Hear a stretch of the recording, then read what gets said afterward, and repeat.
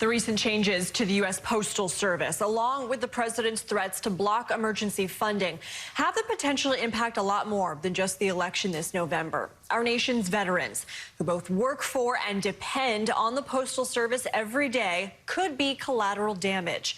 That's the focus of a new ad by the organization VoteVets. After 5 draft deferments and faked bone spur excuses, Donald Trump has finally gone to war with the U.S. Postal Service. Yeah, the post office. The one that American troops have relied on for over 200 years to bring news from home and deliver our absentee ballots safely back home. And when our service was through, to deliver life-saving prescriptions on time from the VA. Today and every single workday, 330,000 veterans are due a prescription drug delivery by the U.S. Postal Service.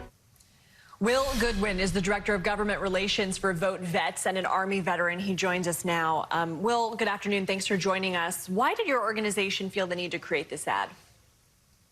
Sure. Well, Lindsay, as we said in the ad, Donald Trump used 5 deferments to avoid service in Vietnam, but he's finally decided that he wants to go to war, and it's a war against the U.S. Postal Service as part of a ham-handed scheme to cheat in November's election. And he doesn't care about the collateral damage. He doesn't care about that 330,000 number, the number of veterans who rely every day on the Postal Service to deliver their prescriptions. He doesn't care about the 97,000 veterans who are employed by the Postal Service. And he doesn't care about the ability of our men and women in uniform who are deployed in harm's way to vote in this election by mail. It's unacceptable. People are rightfully outraged. And look, our message is pretty clear. Donald Trump found a way to get out of the Vietnam War. He should find a way to get out of the war that he has started with the Postal Service, with our nation's veterans, and with our democracy itself. Yeah, and you mentioned prescriptions. The Postal Service is one of the largest employers of veterans. So how do you think these attacks on the Postal Service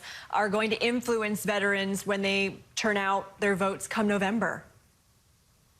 Sure. Well, I mean, it cuts at the core of why people choose to serve in the U.S. military and wear the uniform, risking their lives, some of them, unfortunately, losing their lives in service to our country to defend that fundamental right that we have as Americans to participate and vote in free and fair elections. And it's really clear that Joe Biden and Kamala Harris terrify Donald Trump, and he thinks that the only way that he can win in November is to cheat. And I think veterans across the country are pretty roundly criticizing this move, not only for the impact on their medication or the employment of those 97,000 veterans at USPS, but it's really an attack on our country, and it's an attack on the values that so many of us have served to defend. Well, when it comes to mail-in ballots, we know active duty military members have been doing that for more than a century. So do you see that as proof that the system does work?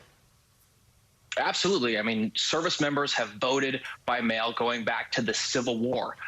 It's safe, it works, and think about what we're talking about this year. We're in the middle of a pandemic, a public health crisis that has been particularly awful in the deaths of veterans who are older, and a lot of them living in nursing homes across the country where some of the worst outbreaks of this pandemic hit.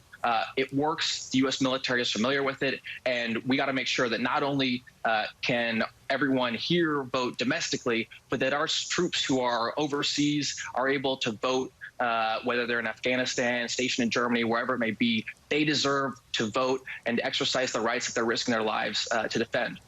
Obviously, we know that veterans are as diverse as the rest of America, so you can't necessarily just put them all in one voting block. But we know that typically a lot of veterans have been very supportive of the president. He's enjoyed having them as part of his base. So how are you conflating these two ideas, where you have people who definitely support the president? You guys are trying to put out this warning that he's attacking the Postal Service. What has been the reception so far among veterans that you know personally?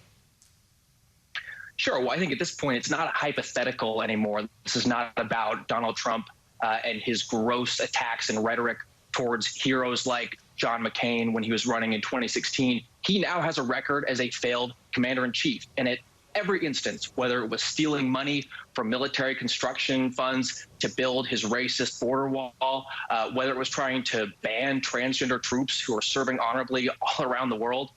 People know that whenever Donald Trump has the chance to put his own domestic political gain at the expense of service members and veterans, he'll do it. And that's exactly what he's doing now. It's unacceptable. And the only way to turn that around is to elect a commander-in-chief in Joe Biden who is worthy of the service and sacrifice that our men and women in uniform make each and every day. And I think that's the message that's getting through to veterans. Well, Goodwin with VoteVets, thank you so much.